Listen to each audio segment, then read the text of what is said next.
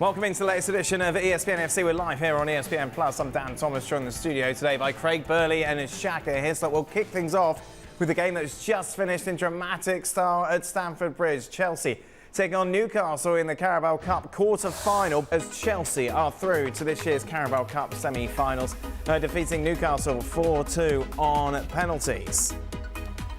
Well, a big game like that means a lot of people. Well, that's exactly what we've got. Take a look at this. Ian Darke is with us, as is Frank Leboeuf. But let's go pitch side to Nedum Onuoha at Stamford Bridge. Nedum, it looked for the moment, well, for a lot of the game, that Chelsea were going to blow this. I think yes and no, to be honest, Dan. I think as far as the flow of the game goes, that second half, Newcastle very much on the back foot. I think they ended up having one shot in that second half. Chelsea were probing, they were trying to move the ball, they were making positive changes. There's a huge buzz in here as well when Nkunku came on, and I think they did have that element of belief, and obviously it comes down to a mistake, unfortunately, from Kieran Trippier. But the side was believing, and it felt like the crowd were sticking with them. The players, they kept pushing, the manager on the side stayed patient. I suppose you've got to keep going. It's not over until that final whistle sounds, and in the end, I would say they deserved that game, that win rather. And I know it went down to penalties, and it's the look at the draw, look at penalties and all that stuff, but I think today, overall, they were the better side, and to see them in the next round, I think it's fully deserved. We've seen this, haven't we, from Newcastle a bit over the last few weeks. They just get evidently tired as the game goes on. I think they're struggling to play any other way against so-called better sides at the moment, particularly on the road. We saw it at Tottenham, who are a better side than Chelsea at the moment. There's no doubt about that. And it was no surprise Chelsea were in the ascendancy in terms of possession. A few huffing and puffing in the second half, but it really, if we're being honest, they're in this semi-final because one of the best full-backs in the Premier League, and he is, but he's having a bad time. Kieran Trippier made probably as bad an error as he's going to make all season, and that's the difference. He's almost second-guessing himself at the moment. All the things that Trippier just does naturally and has been doing naturally for years, I think it's in his mind. He knows he's going through a bad period, and Chelsea go into the semi-final, but nothing convincing for me still about the performance, bearing in mind who they're playing against, how tired and on the last legs Newcastle are with the games they've played, with the injuries, with Europe, which Chelsea don't have.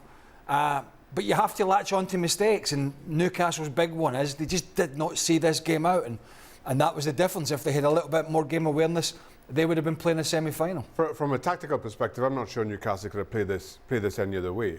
As I said before the game, Callum Wilson is not Alexander Isak. He's not going to run in behind defenders or given the way the first goal came, shouldn't just be running in behind defenders and troubling them with space in behind in that manner. And then without Joe Linton, Guimaraes has to sit a whole lot deeper. And if Callum Wilson, as a result, doesn't drop even deeper than he would naturally like to, there's a big gap between striker and midfield. So inevitably, Newcastle have to sit deep and try to break when they can. But you get your goal early on, you sit back and you defend what you have. You don't take any unnecessary chances.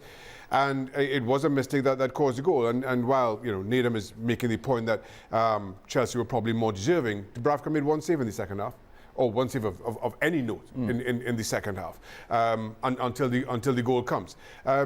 So you do feel for Newcastle, and given how the game kind of played out, but it's been that kind of month for Kieran Trippier. I think it's where Newcastle are at the moment, if we're being honest, right?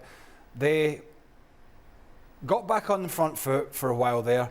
They had that brilliant win against PSG a few weeks ago, and it started to pick momentum, and then the injuries started to come one after the other, and then they've looked tired. They've had all these games, the Cup, the Champions League, back to the league, and when you've got your most reliable professional in the dressing room starting to make the kind of mistakes that are basic, Everton, Tottenham, and now this big mistake in the Carabao Cup quarter-final, I think that tells you the story, because prior to the month of December, Kieran Trippier probably had made, lucky if he's made one mistake of any note all season, and that's kind of where Newcastle are. But of course, both goals came as a result of mistakes. Frank, were you swearing at the TV in French or English when Chelsea conceded that opening goal? No, because I already know that football is made of mistakes, and if you don't have any mistakes, you don't have any goals, and it's part of it.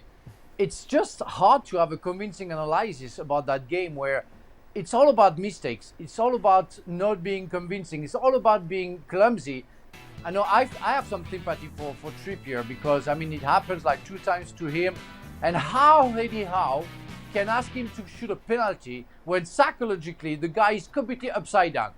I don't understand that. He should have said, no, I'm sorry. No, you don't. I don't want you to go for even the worst. If what happened, it's going to be terrible for him in the dressing room right now. And when he got on his way back to Newcastle, you know, you made the mistake. You're the guy who missed the penalty. Even if you are one of the top player in your position and international players, you're going to start wondering about what's going wrong with you. And I think Badiashile will have an easy time to forget about it because Chelsea won. But for Trippier, it's becoming quite heavy. Obviously, he said he'd take the penalty for redemption, Nedum. When he was walking up before the penalty, before it was the penalty takers were assigned, could you sense that? So Kieran Trippier is great from a dead ball position, and he's good enough to be able to score a penalty. I think the fact that he missed the target was the biggest shock for me, and I understand what Frank's saying because his mind isn't in a great place, but for some people they want to try and break that by doing something positive, and this was his opportunity to do so. So I'm devastated for him, and I think all the guys know that who've played, or just people who just played in general, you can make mistakes, but it's when those mistakes lead to goals that you really start to cast sort of doubts over yourself. And with Kieran himself, the mistakes he's made recently, you can see it's little elements of the indecision, whereas normally he's one of the most convicted players. He knows exactly what he wants to do, whether it's to pass short, to pass long, to go and make a tackle, to take a step back. But unfortunately, in some of these key moments, he's just caught in between stalls now. And even for the penalty, if he was going to miss a penalty, I would not think he's going to miss the target. That's how good a player he is, and I thought he's still going to score. So I'm devastated for him. I'm sure he's got it for himself and for his teammates, and he's just going to have to try and find a way to get through this. But the only way to do that is just to approach the challenge head on, in my opinion. Would you have taken it, Craig? Just quickly before we go to Ian, the mindset of let's be honest, it was a big game. It was Carabao Cup quarter-final. Kieran Trippier will get over it, right? He's played in the World Cup semi-final, right? He's made mistakes before in his career. He'll get over it. But here's the mindset of an experienced player who is one of the best, as the guys mentioned, one of the best dead ball takers in the game from free kicks. We know he's a very good striker of the football. But the mindset is of a senior player, right? I've made a big mistake. Do I shirk my responsibility and send up somebody else who's less experienced, and we get put out, and then actually the coach journey back to Newcastle is worse. If your team get put out and you've sat back and you did not have the stomach to get up and take it. And that's the mindset of an experienced player. Yes, he's missed it, hindsight and all that, but if he had said to them, I've buckled here, then he would have felt worse. So he had to step up as one of the main guys. To that point, if Kieran Trippier is asked to take a penalty and he says, no, I don't want it, I have more questions of Kieran Trippier. I have an issue with Eddie Howe in sending him to take the penalty. I think this is when Eddie Howe, as manager, says, Kieran, I'll keep you for 6 or 7 or whatever it may be if it gets to sudden death. Because you have to recognize that. Don't give it to Kieran Trippier to make that decision. Because I'm sure I speak for every single one of us who've played the game. You ask us to take a penalty, we'll take it. We will take it. But this is where I've seen a few who would take a back step. I would. Let's speak to my own confidence from 12 yards out. But the point being that most professionals will. They'll step up. They'll take the responsibility. They don't shirk that. As I said before, as professionals, we have sometimes a fatal sense of self-belief. But that's when Eddie Howe needs to recognize that this is a player who's hurting. Let me pull him back a little bit. Let me have a quiet conversation with him. If it gets to sudden death, I convince him that this is when he gets his moment. But this is not about the penalty miss. It's about the mistake at the back post. Right. Because anyone can miss a penalty. Anyone. I suppose anybody can make a big mistake, but it really boils down to when you look at the game clock, the ball in. He wasn't under any pressure from Mudryk. He could have done a couple of different things. The only thing that was going to kill him was the decision that he made was Could to have put that ball anywhere nod else. it down. He could have nodded to the edge of the box, would have said, Anywhere it wasn't else. a very good clearance, but somebody then has to whip it in from 20 yards. He could have nodded it out for a corner, then you regroup. They could score from of course they could score from the corner, but at least you've done your job. The only thing he couldn't do was what he did, and that's what cost him. And why this is a big talking point, Ian, is of course because it isn't an anomaly, because what we've seen over recent weeks from the Englishman. Yeah, well, Gareth Southgate calls Kieran Trippier his soldier, doesn't he? The most reliable guy in the England camp. But I think, all these injuries that Newcastle have had, and they've had the heartbreak of Europe, they're playing so much football. I think it's just a bit of mental tiredness for Trippier there. I think there was a moment of indecision. 99 times out of 100, he knows exactly how to deal with that situation.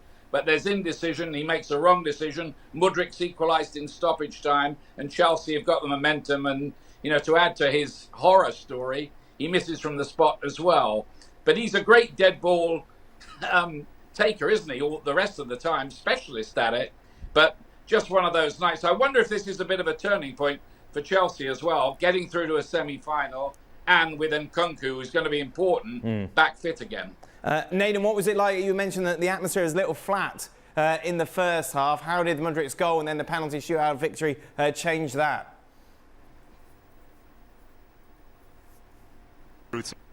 They were bouncing, all the fans staying, they had that element of belief. And they were, as I said, they were really excited about seeing Nkunku. So when he came on, they were energised. And I think they kind of stuck with their players because even though, Shaka said Dubravka only had to make one save in the second half, they were pushing. As a consequence, they were believing in it. And I think some of that is obviously to do with the fact that Newcastle very much went onto the back foot. And I think there were little moments in the game that did matter. I think seeing Anthony Gordon go off for Newcastle was a big part for them in terms of Newcastle being able to maybe hit them on the break. Because we've seen this season, he's so good for them going that other way. So Newcastle were very much on the back foot. Chelsea were on the front foot. They were probing. They were creating opportunities, little moments where they said, just shoot and so on. But the fans were buying into it. And then when the penalties came by, the guys stepped up. They scored the first one with Cole Palmer. And the penalties that they put in, they were, these were really good finishes. So they believed in it. They stayed. They hung around. And when the game was done, they very much celebrated together. The songs were playing. They were bouncing around, as I'm sure the guys will tell you about. And yeah, it could be a turning point in their season, or at least until we see the draw tomorrow, because who knows, they might get one of the tougher ones there. Frank, as you love a dodgy decision, should Caicedo have been sent off? Caicedo? Yes. Sorry? Yes. Caicedo should be sent off? Yes. Yes. Overall, I would say, at first sight, I would say no, but when you see the replay, you cannot avoid the fact that he cannot catch the ball, that he goes for contact, and he goes for a bad one. So I would say yes. Like I would say that Bruno Guimaraes at the end of the game deserves a red card. And of course, it's the last thing Eddie Howe needs, Ian. We don't know how serious the injury is, but Gordon, of course, coming off. Yeah, I know, and he's an important player as well. I mean, it's a nightmare what's happened to them, and they've just had to soldier through, and I think they've got a tough decision to make.